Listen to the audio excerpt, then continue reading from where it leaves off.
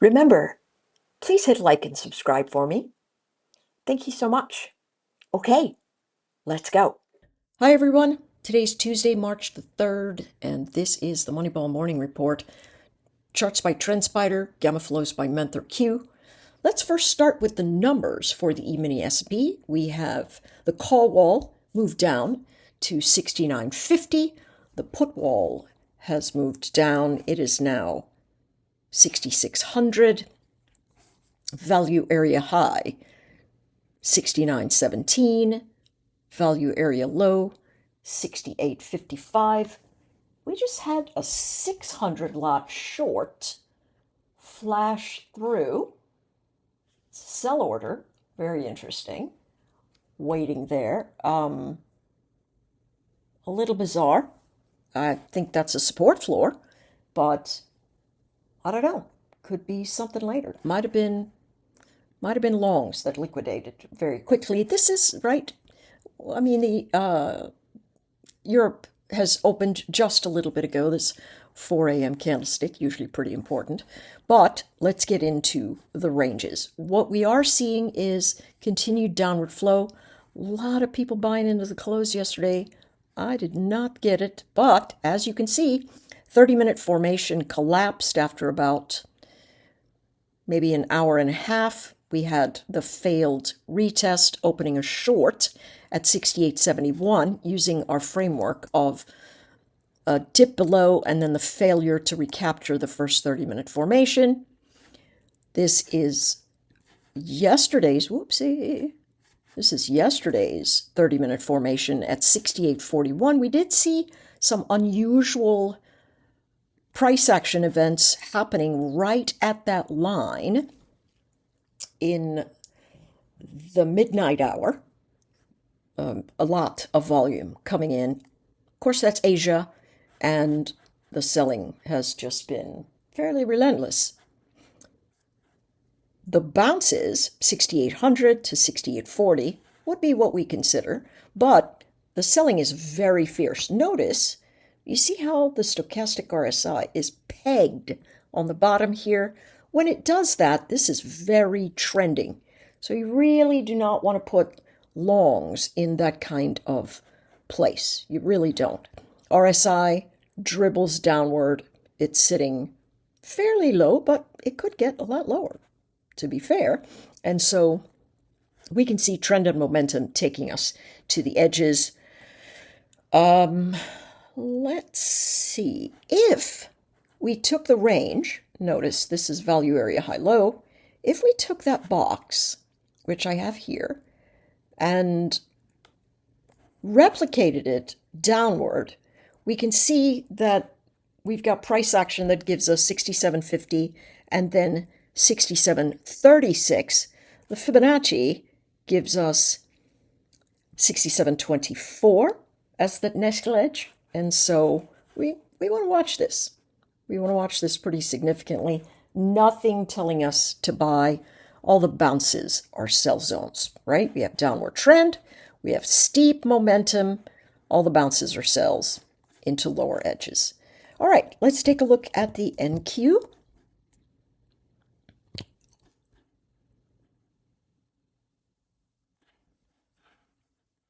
What are we staring down? First, the big numbers.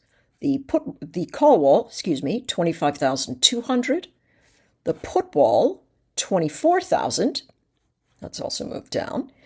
Value area high, 25,100. Value area low, 24,807. Now, what are we doing? If we want to take the value area high-low in the recent number of days and say, okay, that's the zone I'm going to watch, you can see we're right at the bottom of this one.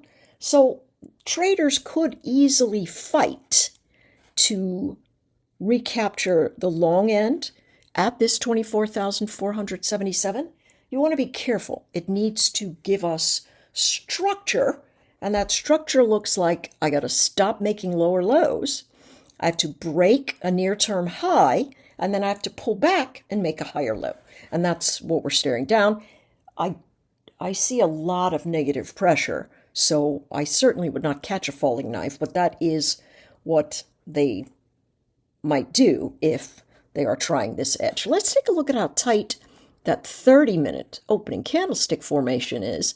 Very tight, but it collapses, and collapses at the 30-minute candles from the low of the 30-minute candle 2 days ago is inside the big range, and last night's candlestick actually is inside of that 30-minute candlestick. So what am I looking for?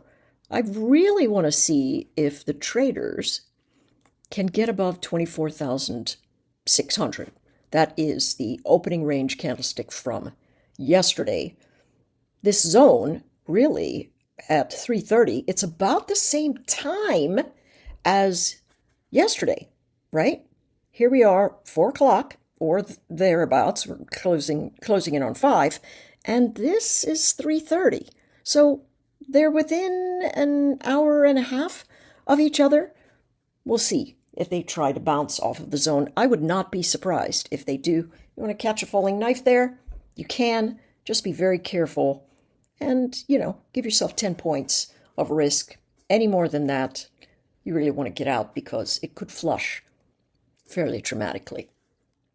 Okay, let's look at Bitcoin. Big numbers first. Take a look at Bitcoin. The call wall for Bitcoin, micro Bitcoin, is 73,000. The put wall is 69,000. And of course, these guys are, I got to tell you, I don't even know how these guys do this. They're sitting on the wrong side with the put wall. We are well inside of that range. Value area high low. High is 68,500. Value area low, 65,600. If you want to take that zone, some people do, the entire value area, you can see how messy the price action is. When you take these big value areas, the number one thing to do is watch for the 50% range. That's very important. So how would you do that? Maybe you draw a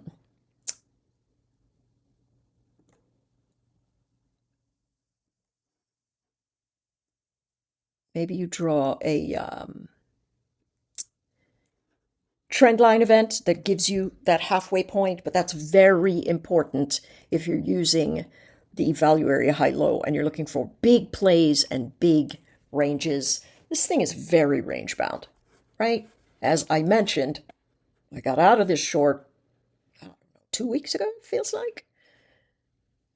And I said, hey, this thing's going to chop around between 65 and 70,000 for a while. And that's exactly what it's doing. Now, could it hold this region at 66,640? It could. The 30-minute opening range gives us pretty close to that, this zone. So if you're into it, you could give it a go. You could give it a go. Yeah. So let's see what else. Point of control, 66,165. Markets are really running a lot. They're running in tandem with Bitcoin right now. I find that to be very interesting. But, it is what it is. We see price action doing what it does. We just follow along.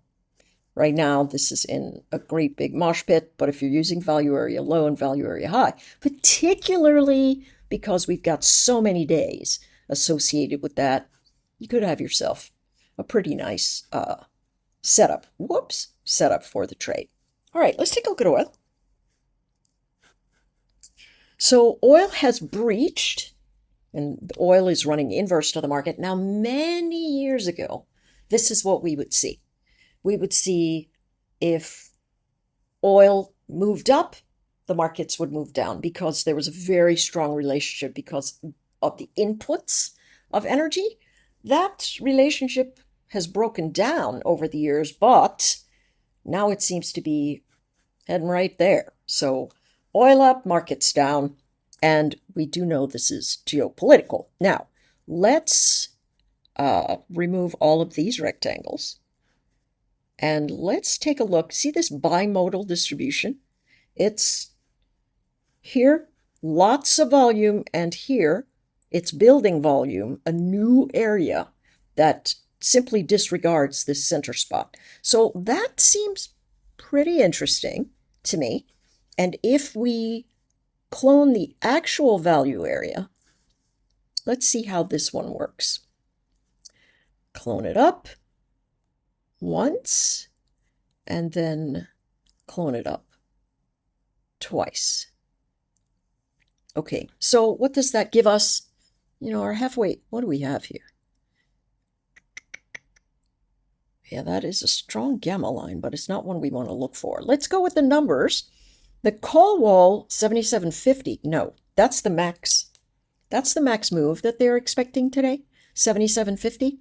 The call wall is way down here at 70. The put wall is at 60. And so this is well outside the range. That's broken down. We just had an alert go off. So what we're staring down now, of course, is whether this holds. Now, it is my suspicion that the better formations to follow come with the 30-minute high-lows, for the opening range. The 30 minutes are really important. So I would expect selling to start here, which is the topping formation. Do I think selling is going to hold there? I do not know. But what I can see is that it's beginning. And so let's clone this and move it down. And then let's clone it again and move it up. Now, some folks are calling for $140 for oil if the Strait of Hormuz gets closed. I think the way the strait got closed is, it feels a little bit like desperation on the part of the Iranians. What they could have done is simply created a couple of skirmishes and said, oh my goodness sakes, hang on, folks. In the dome, I've got a 600 lot sitting at 67.60, a 500 lot sitting at 67.61, an 800 lot at 67.62, a 400 lot at 67.63, and we just had an 800 lot go off at 67.65. Holy cow. That, I have never seen that in the middle of the night. Well, it's not the middle of the night, is it? It just feels like it. So, because I haven't been asleep.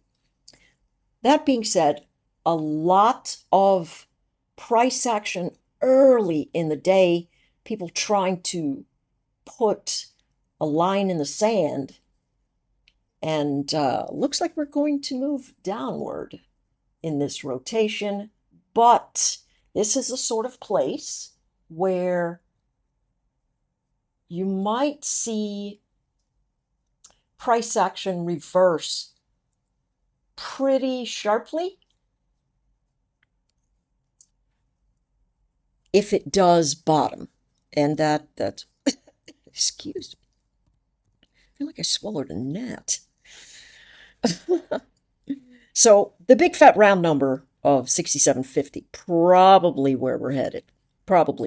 All right, let's take a look at, let's go back here and take a look at the upside pressure events. Value area low, 67.90, that's a downside event, to 63.56, and then the new area here is at 75.30, and then 71.01. Those are pretty important areas. See if they come in. I I don't have any idea what these guys are going to do. I really do not. It feels pretty bullish, but it's also the top of the formation, so they could game with us. I think we're still in G2 because we're still in roll.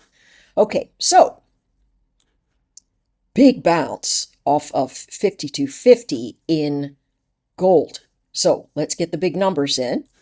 The call wall in the max area, 5,400.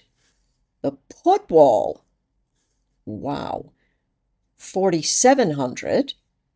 Value area high, 5,367. Value area low, 5,178.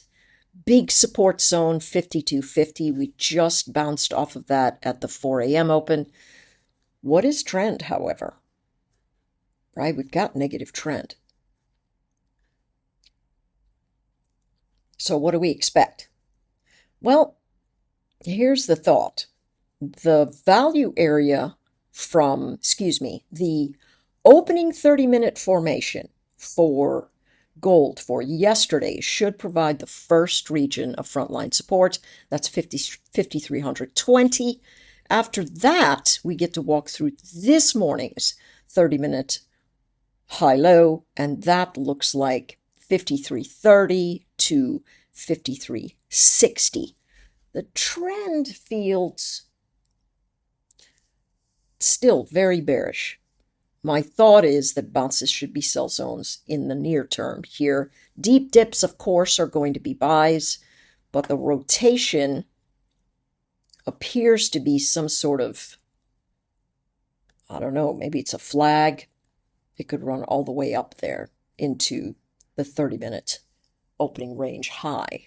In the meantime, the market continues to fade with some bigger lots on the bottom trying to hold price. Now we see another 400 lot at 67.58. So they are really taking advantage of price action moving. Let's go to SPY.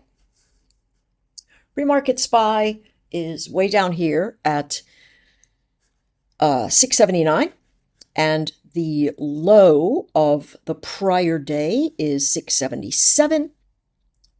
I would not be surprised to see 676. The put wall, 675. The call wall, 695. So it's moved in just a little bit. The value area event keeps us pretty bogged down, so pay attention to that.